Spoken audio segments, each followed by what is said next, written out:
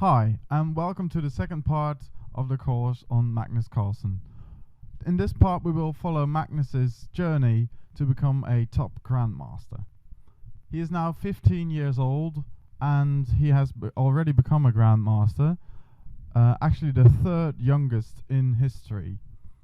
In the following fragment he will play against Yevgeny Bareyev, and Magnus is playing white here.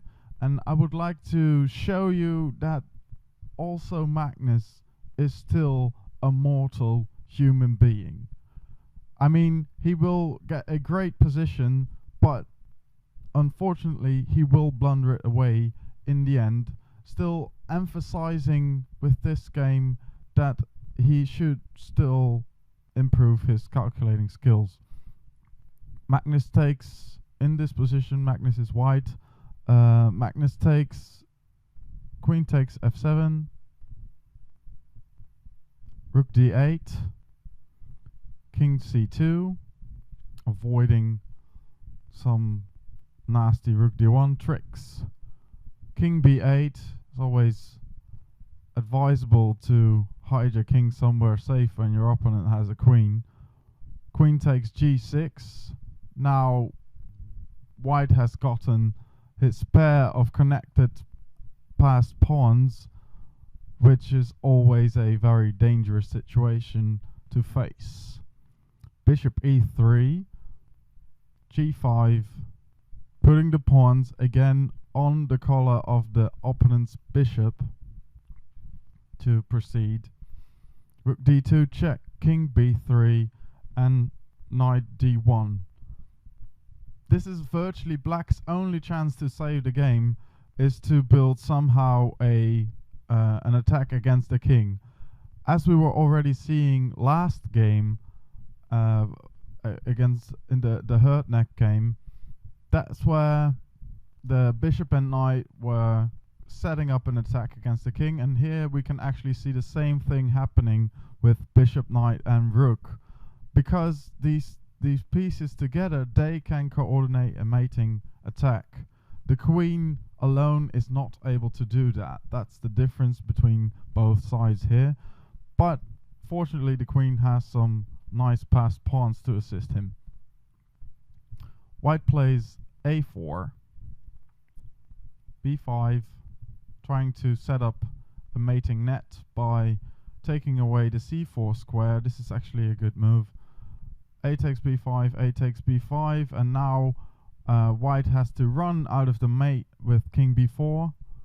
Rook takes b2, king a5, knight takes c3. And at this point, white has to find something ingenious. However, it's also time trouble phase, so pretty hard. Queen e8 check, king c7, queen e5 check. Well, centralizing the king using checks, never a wrong idea. King b7, queen g7 check, king b8, and now Magnus has found g6, which is a good move actually. And the only way to defend here was bishop f4. After bishop f4, Magnus blundered. And the good part about Magnus making a blunder in this position here is, of course, that I can make a calculation exercise out of it. Yay, calculation! Magnus was playing well up till now, but he's going to spoil it all in one move. Good luck calculating better than Magnus. So, pause the video here and give it a nice long think. Magnus, in this position, went for queen f8 check, which is an unusual blunder actually, because the white king gets into big trouble. After king b7, which is played in the game, white has lost the access to the a6 square for his king, which is quite vital not to get mated. So the right solution was queen f7 actually, so not playing a check is here the best move. Restraining the king to the 8th rank and simultaneously preventing rook a2 check. After this, bishop c7 check, king a6, everything's well protected. Rook a2 is taken and the pawn promotes. This would have won easily, but somehow Magnus wasn't ready for this, well, big victory against Barayev, the world-class player then. So let's go back to the position. Queen f8 played, king b7, queen f7 check, and now bishop c7. After bishop c7, white actually has to take the bishop, and white loses dramatically. Well, as I've said before, this reminds me that Magnus is also a mere mortal, doing the best he can and practicing a lot, and still making mistakes.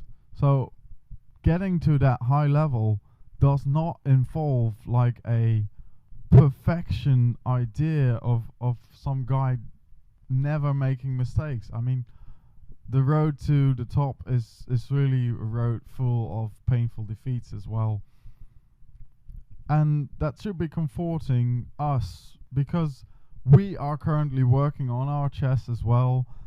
So to not get discouraged in your training effort, and after losing such a horrible game, I'd recommend you to take a little solace here. Magnus still played a little on with queen takes c7, king takes, and h5, and after rook g2 he finally resigned. Unbelievable. So see you now in the next game.